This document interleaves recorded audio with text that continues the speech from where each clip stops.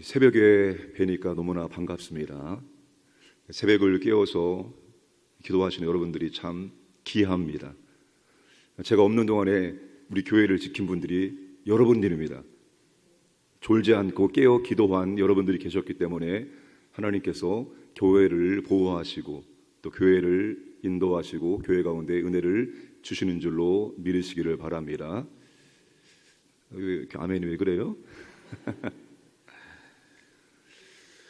이번에 그리스 터키 성지순례를 다녀오면서 정말 사도 바울의 위대함, 물론 하나님의 위대함이죠. 하나님의 위대함이시지만 하나님이 그 시대에 기독교를 전 세계로 확산하기 위해서 정말로 적합한 사람을 들어 썼는데 그 사람이 바로 바울이구나 하는 것을 느낄 수가 있었습니다. 바울이 지적으로나 영적으로나 대단한 사람이지만 제가 이번에 또 한 가지 느꼈던 것은 바울이 체력이 정말로 왕 체력이었을 것이다 하는 것을 느낄 수가 있었습니다. 1차, 2차, 3차 또 성경에 기록되지 않지만 4차, 5차까지 전도 여행을 다녔다는 것은 엄청난 그런 체력의 소유자가 아닐까 하는 생각을 갖게 되었습니다. 로마서, 바울이 로마 교회를 위해서 쓴 성경입니다. 15절 말씀은 지금 6장 1절, 2절 말씀을 반복하고 있습니다. 1절과 2절에서 바울이 뭘 말하죠? 죄에 거하겠느냐? 여전히 죄 가운데 머물러 있겠느냐? 또 2절에 그 가운데 더 살류? 죄 가운데 더 살겠느냐? 15절 말씀 보시면 죄를 지으리오. 이게 권유형입니다. 우리 죄를 짓자. 우리 한번 죄를 지어보자. 권유형인데 1절과 2절과 15절의 결론이 뭡니까? 그럴 수 없다입니다. 우리는 절대로 이제 더 이상 죄 가운데 머물러 있을 수 없고 현재 미래에도 죄를 지어서는 안 된다. 이렇게 지금 강력하게 바울이 말하고 있습니다. 이유가 뭡니까? 왜 우리가 이제 더 이상 죄 가운데 머물러 있거나 미래에 죄를 지어서는 안 되는 존재입니까? 우리가 법 아래 있지 아니하고 은혜 가운데, 은혜 아래 있기 때문입니다. 우리가 더 이상 율법의 종이 아니라 율법 아래 있지 아니하고 우리는 하나님의 은혜 안에 있기 때문에 더 이상 죄를 지을 수 없다. 죄 가운데 머물러 있으면 안 된다. 미래에도 죄를 지어서는 안 된다. 바울이 이것을 우리에게 말씀하고 있습니다. 6장에서 바울이 강조하고 있는 것이 이거예요. 그리스도인들은 더 이상 죄된 삶을 살지 말아야 된다. 이제는 우리가 죄가 이끄는 대로 그냥 따라가서는 안 된다. 이걸 바울이 강조하고 있어요. 이걸 강조하기 위해서 바울이 앞부분에서 불의의 무기 그리고 의의 무기에 대해서 대비하면서 설명하죠. 오늘 후반부에서는 뭘 대비합니까? 죄의 종과 의의 종을 대비하면서 바울이 설명을 하고 있습니다. 16절을 보시면 누구에게 순종하느냐에 따라서 죄의 종이 될 수 있고 의의 종이 될 수 있다고 말씀하고 있는데 이 말씀을 오해하면 안 됩니다. 우리가 죄를 짓지 않는 이유는 우리가 의의 종이 되기 위함이 아닙니다. 우리가 죄를 안 지으려고 열심히 노력해서 우리가 의의 종이 되는 것이 아닙니다. 이미 우리는 신분이 뭡니까? 우리 의의 종이 되었다는 것을 바울이 강조하고 있어요. 바울이 그래서 우리가 죄의 종이었을 때의 삶의 모습과 의의 종이었을 때의 삶의 모습, 과거와 현재의 모습을 대비하면서 설명하고 있습니다. 17절, 18절, 20절에서 22절에서 우리의 과거와 우리의 현재의 모습을 대비해 주고 있습니다. 과거의 죄의 종이었습니다. 죄에 매여 있었던 존재였습니다. 여러분 이 말이 중요한데 죄의 종, 노예라는 말이죠. 의의 종, 노예라는 말이죠. 여러분 종에게는 선택권이 없습니다. 내가 죄를 지을 것인가 아니면 내가 의로운 삶을 살 것인가. 종은 여러분 선택권 없어요. 죄의 종이라는 말은 무슨 말입니까?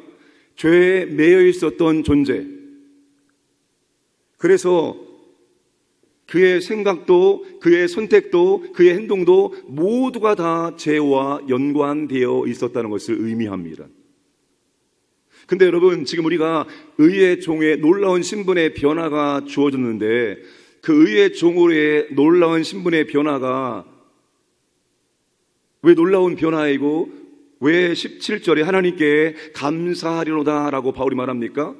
이제는 우리에게 선택권이 주어졌기 때문입니다. 이게 놀라운 하나님의 은혜입니다. 이게 하나님께 우리가 감사할 거예요.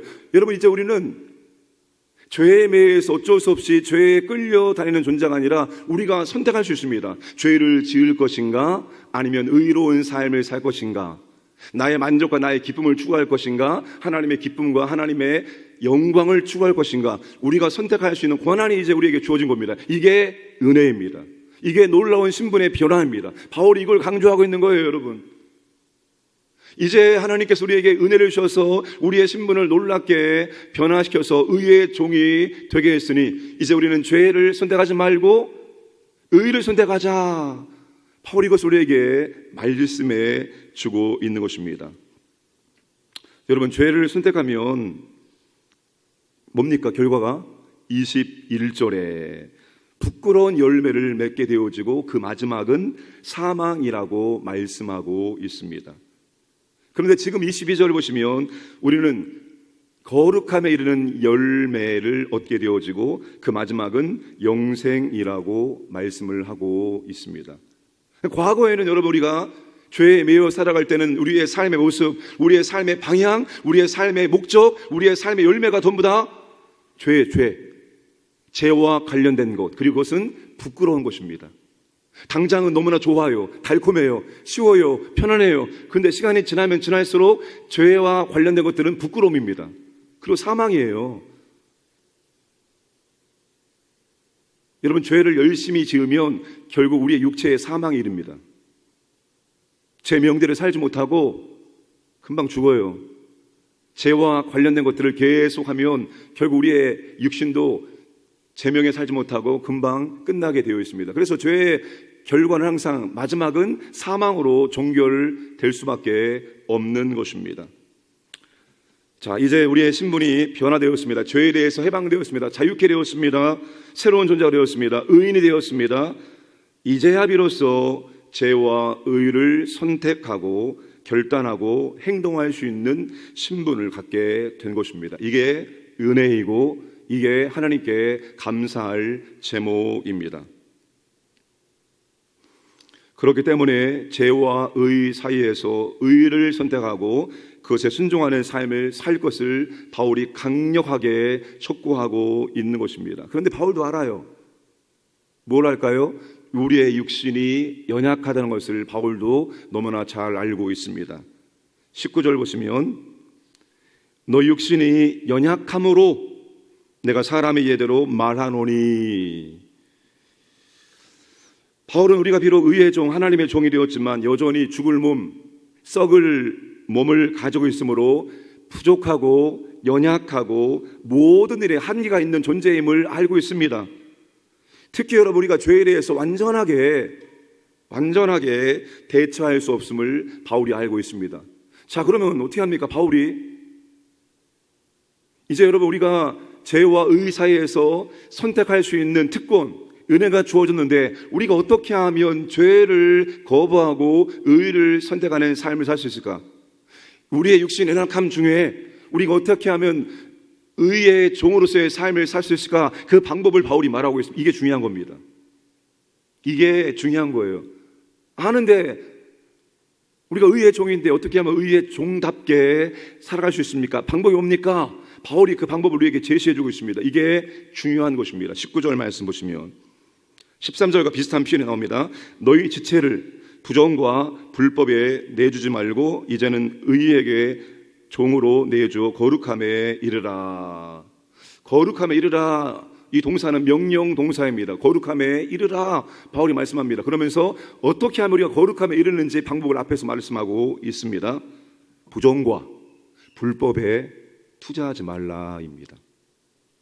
그것에 시간과 열정과 관심과 물질을 투자하지 말라입니다. 여러분, 선택은 그냥 선택하는 것이 아닙니다. 그 사람이 어디에 관심을 갖고 있으며 그 사람이 무엇을 생각하고 있느냐, 이거에 따라 선택은 따라오는 결과입니다. 여러분 지금 내 마음과 내 생각이 어디에 관심이 있고 어디에 생각을 하고 있느냐, 그거에 따라서 우리는 선택하게 되어 있어요.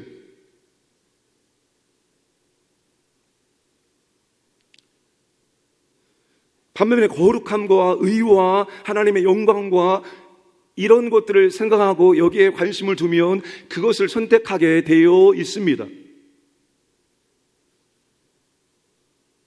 여러분, 어떤 의미에서는 의의 종의 삶을 사는 게 간단합니다.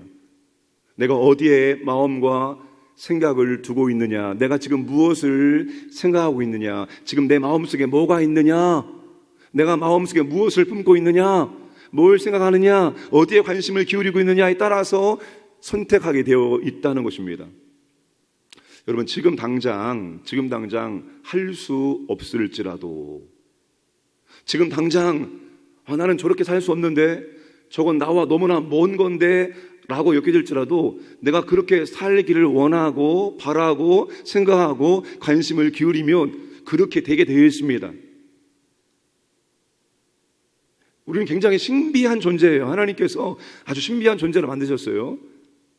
그냥 우리가 생각하고 관심을 기울이고 그대로 가면은 언젠가는 그것을 이루게 되어 있습니다. 언젠가 그것이 이루어져 있습니다.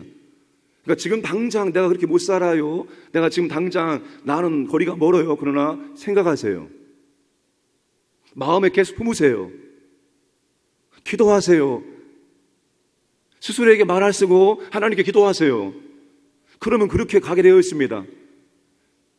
내가 생각하고 관심을 두고 내가 말하고 기도하는 대로 내 삶의 방향이 그렇게 나아가는 거예요. 기도하는 교회가 되길 원합니다. 기도하는 성도가 되길 원합니다. 그럼 어떻게 됩니까? 계속 기도에 대한 마음과 생각을 품고 있어야 됩니다. 계속 교회에 선포해야 됩니다. 우리는 기도하는 교회가 되고 기도하는 성도가 됩니다. 계속 들을 수 있도록 선포하고 말하고 생각하고 마음에 품고 있으면 그렇게 가게 되어 있어요. 생각도 하지 않고 관심도 없고 말도 하지 않고 기도하지 않으면 절대로 그렇게 살 수 없습니다. 그림의 떡입니다. 그러니까 여러분, 우리가 말을 던지고 던진 말을 따라가는 존재입니다. 우리의 마음에 품고 있는 거, 생각하는 것을 하나님께 말씀드리고 자신에게 말하면 결국 우리는 그렇게 따라가게 되어 있습니다. 제가 안식월을 보냈습니다. 안식월을 보내고 3년 7개월의 우리 교회 사역을 돌아보았고, 그리고 앞으로의 우리 교회 사역을 고민해 보았습니다. 결과는 이겁니다. 속도의 차이는 다소 있겠지만 내가 생각하고 관심 갖고 하나님께 기도하고 말했던 거대로 교회가 가고 있구나 였습니다. 여러분, 중보 기도팀이 어제부터 릴레이 기도를 시작했습니다. 9시간이라고 해서 모든 중보 기도 팀원들이 9시간 기도하는 것이 아니라 자신이 1시간만 기도하는 겁니다. 그러면 하루에 9분의 기도자들이 로테이션으로 릴레이로 기도하는 것입니다. 여러분, 이 중보 기도팀이 시작되기까지 3년 8개월 14일이 걸렸습니다. 3년 9개월이죠. 8개월 14일이 걸렸습니다. 아니, 저는 처음부터 우리 교회 왔을 때 중보 기도팀이 운영되어야 되는다는 생각을 갖고 있었어요. 근데 이게 되기까지 3년 8개월 14일이 걸렸다고요. 어느 날 갑자기 뚝 되는 게 아니에요. 생각하고 마음에 품고 하나님께 기도하고 자신에게 계속 선포하고 그러면 내가 그렇게 갑니다. 저는 우리 교회 3가지 키워드를 잡았습니다. 기도, 소그룹, 치유. 기도, 소그룹, 치유. 제가 우리 교회에서 은퇴할 때까지 계속 이 3가지를 기도해야 됩니다. 교회는 깨어 기도해야 됩니다. 성도는 기도해야 됩니다. 기도해 주면 안 됩니다. 우리는 하나님과 연결되어지고 서로가 연결되어야 됩니다. 소그룹에 들어가서 믿음의 지혜와 삶을 연결하고 믿음을 연결하고 함께 상호 보완, 상호 의존해서 가야 됩니다. 그리고 우리는 가르치고 전파하고 치유하는 교회가 되어야 됩니다. 성령의 역사하심과 성령의 치유하심 있는 교회가 되어야 됩니다. 제가 은퇴할 때까지 고백할 겁니다. 그렇게 생각하고 관심 기울이고 하나님께 기도드리고 자신에게 말하면 그렇게 가는 거예요. 바울이 오늘 본문에서 이걸 막아고 있는 겁니다. 내가 불법과 불의와 죄악과 자기가 원하는 것들에 관심을 기울이고 생각하고 그러면 그걸 선택하게 되어 있지만, 우리가 거룩함과 의와 하나님의 영광을 생각하면, 거기에 마음을 두면, 거기에 물질을 드리면, 거기에 열정을 드리면 우리는 의와 거룩함과 하나님의 영광을 선택하게 되어 있다는 것입니다. 그러니까 여러분 계속 생각하세요. 계속 그것을 마음에 품으세요. 그리고 하나님께 기도드리세요. 그리고 자신에게도 계속 여러분이 자기 자신에게 고백하세요. 나는 이렇게 하고 싶어. 하나님의 나라와 영광을 위해서 내가 죽기 전에 이렇게 하고 싶어. 하나님 이렇게 할 수 있도록 제게 은혜를 베풀어 주옵소서. 저를 그렇게 써주옵소서 라고 나아가면 여러분이 할 수도 있고 여러분이 하지 못하는 것들을 여러분의 자녀가 할 수도 있습니다. 그래서 그리스도 안에서 여러분 하나님의 의를 위해서, 영광을 위해서 꿈을 꾸셔야 됩니다. 꿈꾸는 자가 이루게 되어 있습니다. 의의 병기, 의의 무기로, 의의 종으로 날마다 선택하시고 하나님께 드려짐으로 말미암아서 하나님의 보상이 뭐냐 그러면, 죄를 선택하면 그 보상이 뭡니까? 부끄러움, 그리고 마지막 사막입니다. 근데 우리가 의의 종으로 선택하고 살아가면 그 열매, 보상이 뭡니까? 은사를 주십니다. 은사가 뭡니까? 은혜의 선물들. 하나님께서 의의 종으로서 의를 선택하고 거룩함을 선택하고 그렇게 나아가면 나아갈수록 하나님께서 우리에게 은혜의 선물, 은사를 주십니다. 그리고 그 은사의 마지막 최종 결론이 뭡니까? 영생입니다. 영생. 우리가 하나님의 은사를 좀 많이 받아서 나도 누리고, 그리고 내 주변에 있는 가족과 믿음의 지체와 이웃들에게 흘려보내줄 겁니까? 우리가 하나님의 은사로 사는 사람들이지 우리가 우리의 것을 가지고 사는 사람이 아닙니다. 의의 종은 이제 하나님의 것을 누릴 수 있는 특권이 주어진 거예요. 은사, 하나님의 각종 은혜의 선물들을 받아 누리고 그 은사를 가지고 하나님이 기뻐하시는 일들을 감당할 수 있는 것입니다. 사랑하는 여러분, 이제 새로운 신분, 새로운 존재가 되었습니다. 하나님 우리에게 선택권을 주었습니다. 생각하고 마음에 품고 기도함으로 말미암아서 의를, 거룩을, 영광을 선택함으로 은사를 풍성히 받고 누리고 그 은사를 통해서 영혼을 구원하고 하나님 나라 확장하기를 주님의 이름으로 축복합니다. 좋으신 아버지 하나님, 우리를 죄의 종에서 의의 종 삼아 주심을 진심으로 감사드립니다. 선택권을 주신 하나님 아버지 참으로 감사드립니다. 우리가 죄와 불법과 불의를 선택하지 않고 항상 의와 거룩을 선택하기 원합니다. 마음에 품고 생각하고 기도하고 자신에게 말함으로 말미암아서 우리가 의와 거룩함을 선택함으로 하나님의 은사를 받고 누리고 그 은사를 통해서 하나님 기뻐하시는 삶을 더욱더 살 수 있도록 인도하여 주옵소서. 혼란스러운 나라 가운데 하나님의 긍휼이 임할 수 있도록, 화평이 임할 수 있도록 역사하시고 하나님의 교회를 인도해 주시고 보호하시고 함께해 주시기 원합니다. 오늘도 광인의 모든 가족들, 직장, 사업장, 가정을 보호하시고 자녀들을 지켜주시고 재산 모든 것들을 하나님께서 보호하시고 오늘도 하나님의 사랑과 은혜를 경험하고 하나님과 동행할 수 있도록 인도하여 주옵소서. 감사드리며 모든 말씀 예수님의 이름으로 기도드려옵나이다. 아멘.